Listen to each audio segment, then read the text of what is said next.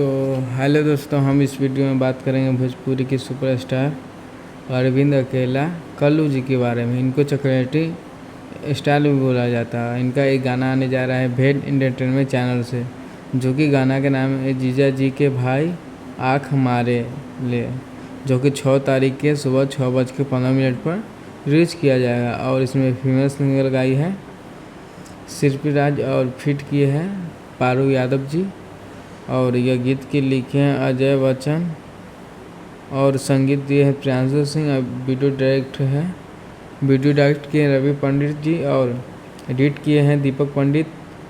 और DI है रोहित सिंह का और डांस मास्टर है विशाल गुप्ता। परिकल्पना की अरविंद मिश्रा, सहयोग गुड्डू जी पांडे जी का।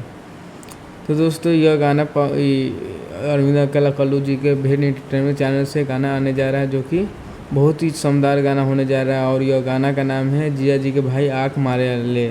और यह गाना की गाई है फीमेल सिंगर शिल्पीराज जी और गाना लिखे हैं अजय बच्चन जी। अब म्यूज़िक दिए हैं प्रियांशु सिंह जी। और ये मस्त गाना दमदार होने जा रहा है। और इसमें काम किए बहुत ही अच्छा एक्ट्रेस पारू यादव जी।